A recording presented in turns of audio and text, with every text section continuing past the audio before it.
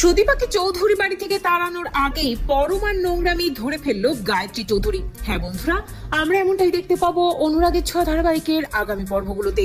সুদীপাকে medical কলেজে ভর্তি করানোর পর যখন চৌধুরী বাড়িতে ফিরে আসা আদিত্য, তখনই গ্রামের লোকজনের সম্মুখীন হয়।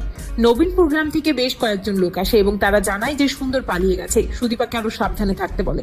একই সাথে গ্রামের ওই লোকজনগুলো এটাও বুঝতে পারে সুদীপা এ বাড়িতে ভালো নেই। গায়ত্রী চৌধুরী 7-5 কথা বলে তাদেরকে অপমান করতে ছাড়ে না। তবে গায়ত্রী চৌধুরীর কঠিন সিদ্ধান্তের সম্মুখীন হয় আদিত্য এবং সুদীপা। হয় এ বাড়িতে সুদীপা থাকবে, নয়তো সে থাকবে। গায়ত্রী চৌধুরী বাড়ি ছেড়ে চলে যেতে চায়, কিন্তু সুদীপা গায়ত্রী চৌধুরীকে আটকে দেয় এবং একাকী গায়ত্রী চৌধুরীকে গিয়ে বলে, আপনি কেন এই বাড়ি ছেড়ে চলে যাবেন? আমার উপর আপনার বাড়ির ছেলের কোনো অনুভূতি নেই, কোনো ভালোবাসা নেই, শুধু কর্তব্য আছে। আর কিছুদিনের মধ্যে আমিই চলে যাব। আপনি কেন চলে যাবেন এই বাড়ি ছেড়ে? এই বাড়িটা তো আপনার, এই পরিবারটা আপনার। তবে গায়ত্রী চৌধুরী সুদীপাকে বলে 15 দিনের মধ্যে সুদীপাকে সে তাড়িয়েই ছাড়বে।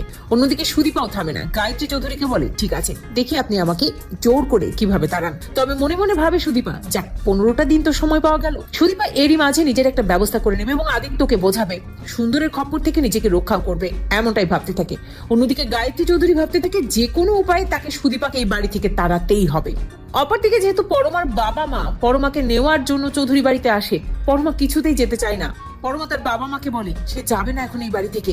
তখন পরমার বাবা মা বেশ অবাক হয়, ভাবতে থাকে মেয়েটার হলোটা কি, কখনো কাঁদছে, কখনো আবার থাকতেই চাইছে। পরমা কাঁদতে কাঁদতে নিজের ঘরের দিকে আবারও চলে যায়। তবে নিজের ঘরের দিকে যেতে গিয়েই আদিত্যকে দেখতে পাই।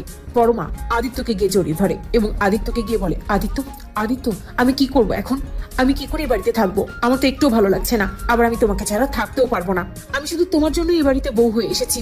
আমার তোমার দাদার প্রতি কোনো অনুভূতি নেই, কোনো ভালোবাসা নেই। আমি তার জীবনটা শেষ করেছি, সাথে নিজের জীবনটাও শেষ করেছি। ঠিক তখনই সেখানে গায়ত্রী চৌধুরী এসে দাঁড়ায় এবং পরমার আদিত্যর ঘনিষ্ঠ দৃশ্য দেখে গায়ত্রী চৌধুরী চমকে যায়। পরমা আদিত্যকে জড়িয়ে ধরে থাকে। আদিত্য পরমাকে সরিয়ে দিয়ে বলে, পরমা তুমি তোমার লিমিট ক্রস করো না, ভুলে যেও না তুমি এখন আমার দাদার বউ, আর তুমি আমার বন্ধু। তোমার সাথে আমার আর কোনো সম্পর্ক নেই। পুরনো কোনো সম্পর্কের কথা তুমি আর মাথায় আনবে না। তো বন্ধুরা, তোমরা এটা চাও তো এভাবেই যেন গায়ত্রী চৌধুরী সুদীপাকে তাড়ানোর আগেই পরমার নোংরামি ধরতে পারে? কমেন্ট করে জানাতে ভুলো না।